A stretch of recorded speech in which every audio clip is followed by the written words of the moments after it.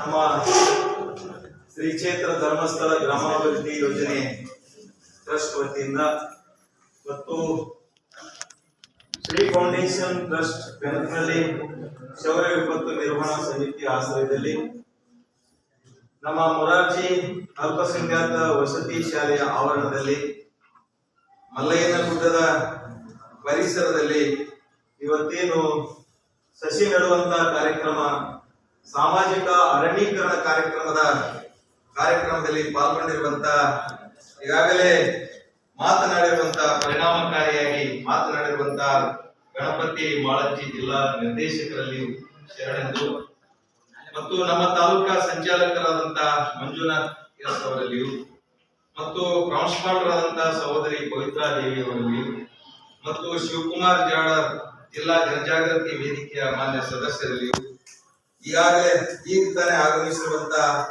ನಮ್ಮ Shri foundation ಟ್ರಸ್ಟಿನ CRS ರಾಮನಗೌಡ್ sir ಅವರೇ ಮತ್ತು ಯಾವಾಗಲೂ ಕ್ರಿಯಾಶೀಲ ಯುವಕ ಶಕ್ತಿಯಾಗಿರುವಂತಹ ನಮ್ಮ ಜಯ ಕರ್ನಾಟಕ ಜನಪರ ವೇದಿಕೆಯ ಜಿಲ್ಲಾ ಉಪಾಧ್ಯಕ್ಷರಾದಂತಹ ವರದಾಸ್ವಾಮಿ ಅವರೇ ಮತ್ತು ಒಕ್ಕೂಟದ ಅಧ್ಯಕ್ಷರಾದಂತಹ ಗೌರಮ್ಮನವರೇ ಮತ್ತು ನಾಗಭೂಷಣ್ ಅಲ್ಲೂರ್ ಅವರೇ, ಸುರೇಶ್ ರೆಡ್ಡಿ ನಮ್ಮ ಗ್ರಾಮ ಪಂಚಾಯತಿಯ ಉಪಾಧ್ಯಕ್ಷರ ಸುರೇಶ್ ರೆಡ್ಡಿ ಪರ್ಮ ಅವರೇ, ದಯವಿಟ್ಟು ಯಾರು ತಿಳ್ಕೊಬಾರ್ದು. ಎಲ್ಲ ಭಾಗವಹಿಸಿದಂತ ಹಿರಿಯರಿದ್ದೀರಿ, ನಮ್ಮ ಬಸವನಗೌಡ ಇದ್ದಾರೆ, ಮಲ್ಲಿಕಾರ್ಜುನ ನಾವಟ್ಟಿ, ಎಲ್ಲ ಸೇರಿದಂತೆ ನಿಗಲ್ರಿಗೂ ಮಾತೆಯರಿಗೂ ನಿಗಲ್ರಿಗೂ ವಿದ್ಯಾರ್ಥಿಗಳಿಗೂ ಶರಣಾರ್ಥಿ. ಬಹಳ ಮಾತನಾಡೋದಿಲ್ಲ.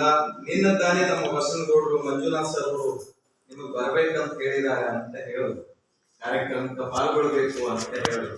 ಮಂಜುನಾಥ್ ಸರ್ ಅವ್ರ ಹೆಸರು ಹೇಳ್ಬೇಡ, ನಾ ಬರ್ತೀನಿ ಅಂತ ಹೇಳಿ ಬಂದಿದ್ದೀನಿ. ಬಹಳ ಚೆನ್ನಾಗಿ ಕಾರ್ಯಕ್ರಮ. ಸರ್ ಅವರಂತೂ ಅರ್ಥಪೂರ್ಣವಾದಂತ ಮಾತು.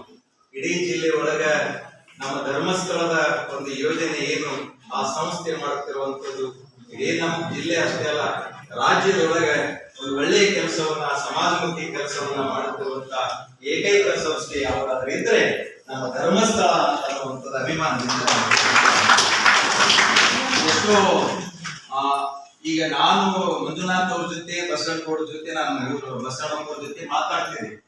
ಕೋಲ್ಡಾದೊಳಗೆ ಈ ನಾನು ಇಲ್ಲಿ 35-40 ವರ್ಷಕ್ಕೆ ಶ್ರೀರಂಗ ಬಂದು ನಾನು ಸಾಹಿತ್ಯ ಪರಿಷತ್ ಅಧ್ಯಕ್ಷ ಆಗಿ, ಸಮ್ಮೇಳನ ಅಧ್ಯಕ್ಷ ಆಗಿ ಎಲ್ಲ ಇಲ್ಲೇ ನಾವೆಲ್ಲ ಆಳಂಕಾಲದಿಂದ ಬಂದು ಇಲ್ಲೇ ಎಲ್ಲ ನಾವು ಟೀಚರ್ ಆಗಿ, ಲೆಕ್ಚರ್ ಆಗಿರೋದಕ್ಕಿಂತ ಮುಂಚೆ ಇಲ್ಲೇ. ಇವತ್ತು ಸುಯೋಗ ಅಂದ್ರೆ ಈ ಊರಿನಲ್ಲಿ ಒಂದು ಅವಕಾಶ ಸಿಕ್ಕದ ಶಿಕ್ಷಕನಾಗಿ, ಮುಖ್ಯ ಗುರುಗಳಾಗಿ ಸೇವೆ ಸಲ್ಲಿಸ್ತಾ ಇದ್ದೇನೆ.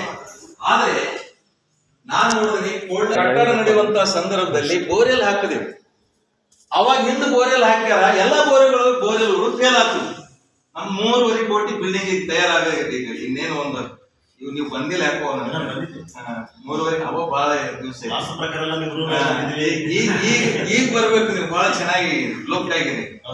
ನಮ್ಮ ಪ್ರಾಂಶುಪಾಲರು ಕಟ್ಟಡ ಏನಲ್ಲ ಇಂತ ಸ್ವಲ್ಪ ಜನ ಹೊಸ ಸ್ವಲ್ಪ ಚೆನ್ನಾಗಿ ಕಾಣಿಲ್ಲ, ಬಹಳ ಚೆನ್ನಾಗಿ ಮಾಡಿದ್ದಾರೆ.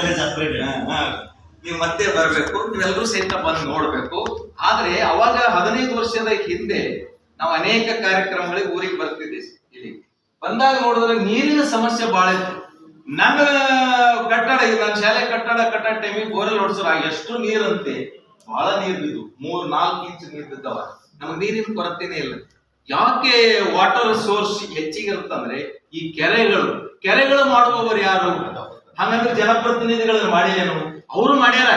ಆದ್ರೆ ಸಣ್ಣ ಪುಟ್ಟ ಕೆರೆಗಳನ್ನ ಮಾಡುವಂಥದ್ದು ಗ್ರಾಮಸ್ಥರ ಸಹಕಾರದಿಂದ ಮತ್ತು ಸರ್ಕಾರದ ಸಹಯೋಗದೊಂದಿಗೆ ಗ್ರಾಮಾಭಿವೃದ್ಧಿ ಏನ್ ನಮ್ಮ ಧರ್ಮಸ್ಥಳದವರು ಮಾಡಿದಾರಲ್ಲ, ಇವತ್ತು ಕೋಲ್ಡಾದಲ್ಲಿ ತುಂಬಿದ ಕೆರೆ ನೋಡುವಂತ ದೃಶ್ಯ ಮತ್ತು ಇನ್ನ ತೊಡೆ ದಿನ ಬಿಟ್ರೆ ಆ ಕೆರೆ ಚೆನ್ನಾಗಿ ಮಾಡಿದ್ರಂದ್ರೆ ಒಳಗಡೆ ಬೋಟ್ ಸಹಿತ ನಾವು ವ್ಯವಸ್ಥೆ ಮಾಡಬಹುದು.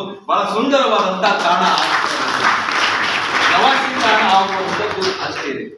ಬಹಳ ಬೇರೆ ಬೇರೆ ಕಡೆನೂ ಕೆರೆಗಳನ್ನ ಮಾಡಿದ್ದಾರೆ. ಲೋಕಾರ್ಪ ಬೊಮ್ಮನಹಳ್ಳಿಯಲ್ಲಿ ಕೆರೆ ಮಾಡಿದ್ದಾರೆ. ಜಿಲ್ಲೆ ಒಳಗ ಸುಮಾರು 300ಕ್ಕೂ ಹೆಚ್ಚು ಅನಿಸ್ತದೆ. ನಾನು 300ಕ್ಕೂ ಹೆಚ್ಚು, 45 ರಾಜ್ಯದಲ್ಲಿ 1000, ನಮ್ಮ ಜಿಲ್ಲೆಯಲ್ಲಿ 30. ಹೀಗೆ ಕೆರೆಗಳನ್ನ ನಿರ್ಮಾಣ ಮಾಡುವಂಥದ್ದು. ಯಾಕೆ ಕೆರೆಗಳು ಬೇಕಂದ್ರೆ ಜಲಸಂಪನ್ಮೂಲ. ಈಗ ರಾಷ್ಟ್ರಕೂಟರ ರಾಜಧಾನಿ ಮಾನ್ಯಕೇಟದಲ್ಲಿ ಯಾಕೆ ಸ್ಥಾಪನೆ ಮಾಡಿದ್ರಂದ್ರೆ ಹಿಂದಿನ 1000 ವರ್ಷದ ಹಿಂದೆ, ಯಾಕಂದ್ರೆ ನೀರೆಲ್ಲದ ಅಲ್ಲಿ ಮನುಷ್ಯ ಇರ್ತಾನ, ಪ್ರಾಣಿಗಳಿರ್ತಾವ, ಪಕ್ಷಿಗಳು ಇರ್ತಾವ. ಅದಕ್ಕ ಮನುಷ್ಯಗ ನೀರ್ ಅವಶ್ಯಕತೆ. ಹಾಗಾದ್ರೆ ನೀರ್ ಹೆಂಗ್ ಬರ್ತಾವ ಅಂತ ಕೇಳ್ಬೋದು. ಗಿಡ ನೆಡಬೇಕು. ಗಿಡ ನೆಟ್ಟಾಗ ಮಳೆ ಬರ್ತದೆ.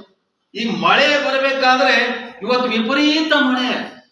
ಎಲ್ಲ ರೈತರಲ್ಲ, ಎಲ್ಲ ಕುಂತವ್ರ ರೈತರು ಇದ್ದಾರೆ. ಎಲ್ಲ ನಮ್ಮ ಹೊಲಗಳ ಪರಿಸ್ಥಿತಿ ಹೆಂಗಾಗಿರುತ್ತೆ, ಬಂತಂದ್ರೆ ಮಳೆ ಸಿಕ್ಕಾಪಟ್ಟೆ ಬರ್ತದೆ, ಆದ್ರೆ ಹೋಯ್ತಂದ್ರೆ ಆ ಕಡೆ ಹೋಗ್ತದೆ. ಈ ಬ್ಯಾಲೆನ್ಸ್ ಏನದಲ್ಲ, ಸಮತೋಲನ ತರಬೇಕಾದ್ರೆ ಗಿಡಗಳ ಸಂಪತ್ತು ಹೆಚ್ಚಿಗಿರಬೇಕಂತ. ಈ ಗಿಡ ಸಂಪತ್ತು ಗಿಡದಿಂದ ಎಲ್ಲವೇ ಅಂತ ಈ ಪರಿಸರ ಕಾಪಾಡಿಕೊಂಡು, ಸಾಲು ಮರದ ತಿಮ್ಮಕ್ಕ ಅಕ್ಷರ ಕಲ್ತಿಲ್ಲ, ಒಂದೊಂದು ಗಿಡವನ್ನ ನೆಟ್ಟುವ ಮುಖಾಂತರ ಇಡೀ ಜಗತ್ತಿಗೆ ವಾಸಿಯಾದಳು. ಆ ತಾಯಿಗೆ ಇವತ್ತು ಸಲ್ಯೂಟ್ ಹೊಡಿಬೇಕು. ಹಾಸ್ಪಿಟಲ್ ಅಲ್ಲಿ ಚಿಕಿತ್ಸೆ ಪಡಿತಾ ಇದ್ದಾರೆ. ಆ ತಾಯಿ ಗುಣಮುಖ ಆಗಲಿ ಅಂತ ಇವತ್ತಿನ ಸಂದರ್ಭದಲ್ಲಿ ಭಗವಂತನಲ್ಲಿ ಪ್ರಾರ್ಥನೆ ಮಾಡ್ತಾರೆ. ಆ ತಾಯಿಯ ಆಯುಷ್ಯ ಹತ್ರ 100ಕ್ಕೆ ಸಮೀಪ ಬಂದದ್ದು. ಆದ್ರೆ ಅಂಥ ತಾಯಿ ಗಿಡ ನೆಡುವುದರ ಮುಖಾಂತರ ಆದರ್ಶ ಆದಳು. ನಾವು BA ಓದ್ತೇವೆ, MA ಓದ್ತೇವೆ, PhD ಡಿಗ್ರಿ ಹೋಲ್ಡರ್ ಆಗ್ತೇವೆ, ಅಧಿಕಾರಿಗಳಾಗ್ತೇವೆ, ಒಂದೊಂದು ಆಗ್ತೇವೆ. ಒಂದು ಗಿಡ ಆದ್ರೂ ನನ್ನ ಜೀವನದಲ್ಲಿ ನೆಟ್ಟಿದ್ದೀನಾ ಪ್ರಶ್ನೆ ಮಾಡ್ಕೊಳ್ಬೇಕು ನಾನು.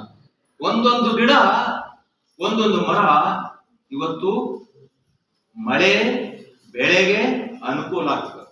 ಇವತ್ತು ಎಲ್ಲ ಕಡೆ ಫ್ಯಾಕ್ಟ್ರಿಗಳು ಬೆಳಗತ್ತವ. ನೀವು ಸಿಟ್ಟು ತಿಳ್ಕೋಬೇಡ, ಫ್ಯಾಕ್ಟ್ರಿಗಳು ಬೇಡ ಅಂತಲ್ಲ, ಅವ್ರ ಫ್ಯಾಕ್ಟ್ರಿಗಳ ಜೊತೆಗೆ ಈ ರೀತಿಯಾದಂತ ಅರಣ್ಯ ಸಂಪತ್ತನ್ನು ಉಳಿಸುವಂತ ಕೈ ಜೋಡಿಸ್ತಾರಲ್ಲ, ಅದಕ್ಕೆ ಅವ್ರಿಗೆ ಕೋಟಿ ಕೋಟಿ ನಮನಗಳು. ಫ್ಯಾಕ್ಟ್ರಿ ಇರ್ತದೆ, ಅಲ್ಲಿ ಗಿಡಗಳನ್ನು ನೆಡಬೇಕು.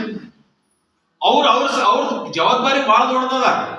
ನನ್ನ ಶಾಲೆ ಒಳಗೂ ಗಿಡಗಳು ನೆಟ್ಟಿದ್ವು. ಎಲ್ಲಾ ಶಾಲೆಗಳು ಈಗ ನೋಡ್ರಿ ಎಷ್ಟು ಚೆನ್ನಾಗಿ ಮಾಡ್ಯಾರ ಮೇಡಮ್, ಬಹಳ ಹಿಂದಿನ ಪ್ರಿನ್ಸಿಪಾಲ್ರು ಇವರು ಬಹಳ ಚೆನ್ನಾಗಿ ಮಾಡಿದ್ದಾರೆ. ನೀವು ಸಹಿತ ನಿಮ್ಮ ಮನೆ ಮುಂದೆ, ನಿಮ್ಮ ಹೊಲಗಳಲ್ಲಿ, ನಿಮ್ಮ ಬದು ಬಂಗಾರಗಳಲ್ಲಿ ಗಿಡಗಳನ್ನ ನೆಡಬೇಕು. ಬಹಳ ಇದು ತಾಪತ್ರೆ ಏನಂತಂದ್ರೆ ಹೇಳ್ತೇವೆ, ಬಹಳ ವೇದಿಕೆ ಮೇಲೆ ಜೋರಾಗಿ ಹೇಳ್ತೇವೆ. ನಿಮ್ಮ ಮನೆ ಮುಂದೆ ಗಿಡ ಅದೇನಂತ ಪ್ರಶ್ನೆ ಕೇಳಿದ್ರೆ ಅದಕ್ಕೆ ಉತ್ತರ ಸಿಗೋದಿಲ್ಲ. ಇದು ದುರಂತ. ಯಾರು ಮಾಡ್ಬೇಕಂದ್ರೆ ಇವತ್ತು ಎಷ್ಟು ಬಂದಿರಲ್ಲ, ಏನು 100 ಮಂದಿ ಇರ್ಬೋದು ಅಂತ ತಿಳ್ಕೊ, 100 ಗಿಡಗಳವ ನಾ ವಿಚಾರ ಮಾಡುವ. ನಾನು ಇವತ್ತೇ ಹೋಗಿ ಈ ಸಂಘ, ಈ ಸಂಸ್ಥೆ ಏನ್ ಸಂಧಿ ಬಹಳ ಚೆನ್ನಾಗಿ ಹೇಳಿದ್ರು ಅವ್ರು. ಒಂದು 40 ನಿಮಿಷ ಬಹಳ ಅದ್ಭುತ ಮಾತು. ಪಕ್ವ ಎಲ್ಲಿ ಯಾವಾದ್ರಿ ಸಿರಸಿ ಅವ್ರ ಕಡೆ ನಾ ಬಹಳ ಸಲ ಹೋಗೇನಿ. ಮಾರಿಕಾಂಬ ಸಿರ್ಸಂಗಿ ಮಾರಿಕಾಂಬ ಆಗಿರ್ಬೋದು, ಆ ಮಂಗಳೂರು, ಆ ಉತ್ತರ ಕನ್ನಡ, ದಕ್ಷಿಣ ಕನ್ನಡ ಪ್ರವಾಸಕ್ಕೆ ಹೋದಾಗ ಅಲ್ಲಿ ಒಂದು ಜಾಗನ ಬಿಡಲ್ರಿ. ಎಷ್ಟು ಗಿಡಗಳು, ಎಷ್ಟು ಚೆನ್ನಾಗಿ ಅವ್ರ ವ್ಯವಸ್ಥೆ. ಮನೆ ಮುಂದೆ ಹಚ್ಚ ಹಸಿರು. ನಾವಿಲ್ಲಿ ಒಂದ್ ಸ್ವಲ್ಪ ನೋಡಿದ್ರೆ ಫೋಟೋ ತಕ್ಕೋತೀವಿ, ಸೆಲ್ಫಿ ತಕ್ಕೋತೀವಿ. ಅಲ್ಲಿ ಏಸ್ ಫೋಟೋ ತಕ್ಕೋತೀರಿ, ಎಲ್ಲಿ ಬೇಕಾದ್ರೆ ಗಿಡಗಳು. ಈ ಸೆಲ್ಫಿ ತಕ್ಕೋತೀವಲ್ಲ, ಇದು ಬರೀ ಸೆಲ್ಫಿ ತಗೋ, ಯಾರೋ ಹಚ್ಚಿದ ಗಿಡದ ಮುಂದೋಗಿ ಸೆಲ್ಫಿ ತಕ್ಕೊಂಡು ನಮ್ಮ ವಾಟ್ಸ್ಆಪ್ ಫೇಸ್ಬುಕ್ನಾಗ ಹಾಕೋದಲ್ಲ. ನೀನು ಗಿಡ ನೆಟ್ಟಿ ಅದು ದೊಡ್ಡದಾದಾಗ ಅದರ ಮುಂದೆ ಸೆಲ್ಫಿ ತಕ್ಕೊಂಡಾಗ ಮಾತ್ರ ಜನ್ಮ ಸಾರ್ಥಕ ಆಗ್ತದ ಅಂತ. ಆ ನಮ್ಮ ವರದಾಸ್ವಾಮಿ ಯಾವಾಗಲೂ ಜಯ ಕರ್ನಾಟಕ ಸಂಘದಿಂದ ಅನೇಕ ಕಾರ್ಯಕ್ರಮಗಳನ್ನ ಮಾಡ್ತಾನಂತ. ಏನಾದ್ರೂ ಒಂದು ಸಲಹೆ ಕೇಳ್ಕೋತ ನಮ್ಗೆ ಸರ್ ಹಂಗ ಮಾರ್ಗದರ್ಶನ. ಹಾಗೆ ನಮ್ಮ ಮಲ್ಲಿಕಾರ್ಜುನ ಅವಂಟಿ ಅವರು ಇದ್ದಾರೆ ನೋಡ್ರಿ, ಅವರು ಎಷ್ಟು ಈ ಧರ್ಮಸ್ಥಳಕ್ಕೆ ಒಂದ್ಸಲ ಬಸವಣ್ಣಪ್ಪರು ನಾವು ಕೂಡ ವಿಚಾರ ಮಾಡಿದ್ವಿ. ಈ ಇಲ್ಲಿ ಎಲ್ಲಿ ನಾವು ಶೇಡಂಗ್ ಹೋದ ಹಾದ್ಯಾಗ ಒಂದು ಗುಡಿ ಅದ ನೋಡ್ರಿ, ಹಳಿ ಗುಡಿ, ಕಾಳಿಕಾ ಗುಡಿ ಅದಲ್ಲ, ಚೌಡಮ್ಮ ತಾಯಿ ಗುಡಿ ನೋಡಿ. ಚೌಡಮ್ಮ ತಾಯಿ ಕಾಳಮ್ಮ ಎಲ್ಲ ಒಂದೇ ಪಾತ್ರ, ಎಲ್ಲ ನಿಮ್ ದೇವರುಗಳೇ. ಆ ತಾಯಿ ಗುಡಿ ಅದ, ಅದ್ರ ಬಾಜು ಭಗವಂತನ ಗುಡಿ ಅದ. ಅದ್ರ ತಾಯಿಗೆ ಯಾಕೆ ಗುಡಿ ಕಟ್ರು, ಎಷ್ಟು ಚೆನ್ನಾಗಿ ಕಟ್ರು, ಯಾಕೆ ಕಾಡಿಸ್ತಾಳೆ ಭಗವಂತ ಏನೋ ಕಡಲ್ಲ. ಅದಕ್ಕೆ ಆ ಗುಡಿ ಹೆಂಗೆ ಬಿಟ್ರು, ನಾಂದೇ ಇವರಿಗೆ ನಾವು ಕೂಡುವಂತ ಧರ್ಮಸ್ಥಳದವರಿಂದ ನಾವು ಮಲ್ಲಿಕಾರ್ಜುನ ಒಟ್ಟಿಗೆ ಮಾತಾಡಿ ಸ್ವಚ್ಛತೆ ಕೊಡೋ ಕಾರ್ಯಕ್ರಮ ಮಾಡಿದ್ವಿ. ಅದು ಎಲ್ಲ ಕಡೆ ಹೈಲೈಟ್ ಆಯ್ತು, ಬಹಳ ಚೆನ್ನಾಗೈತಿ. ಒಂದು ಹಳಿ ಗುಡಿ ಒಳಗ ಹೋಗಿ ಆ ಈಶ್ವರ ಲಿಂಗ ಯಾಕಡೆ ಕಡೆ ಬಿದ್ದ ಕರೆಗೆ ಜೋಡಿಸಿ ವೀರಗಲ್ಲು ಈ ಗ್ರಾಮವನ್ನ ರಕ್ಷಣೆ ಮಾಡಿದಂತ, ಭರ್ಜಿ ಹಿಡ್ಕೊಂಡು ಹೋರಾಟ ಮಾಡುವಂತ ಒಂದು ಕಲ್ಲು, 1000 ವರ್ಷಗಳ ಹಿಂದೆ ಈ ಗ್ರಾಮವನ್ನ ರಕ್ಷಣೆ ಮಾಡಿದಂತ ಕಲ್ಲು ಅಲ್ಲೇ ಅದನ್ನ ರಕ್ಷಣೆ ಮಾಡಿದೆವು ನಾವು. ಹಾಗೆ ಒಂದು ಕಡೆ ಜೋಡಿಸಿಟ್ಟೇವೆ. ಎಲ್ಲೆಲ್ಲಿ ಲಿಂಗಗಳವ, ಎಲ್ಲೆಲ್ಲಿ ದೇವಾಲಯಗಳವ ಅವನ್ನ ಕಾಪಾಡಿಕೊಂಡು ಹೋಗ್ಬೇಕು. ಅಲ್ಲೇ ಗಿಡಗಳನ್ನ ನೆಟ್ಟಿದ್ದೇವೆ ನಾವು. ಹೀಗೆ ನಮ್ಮ ಹಂತದಲ್ಲಿ ಮಾಡೋಣ ಅಂತ ಮಾತನ್ನ ಹೇಳಿ ನಿಮ್ಮೆಲ್ಲರಿಗೂ ಹಾಯಲ್ಲ ಬಾಯಲ್ಲ ಶರಣು.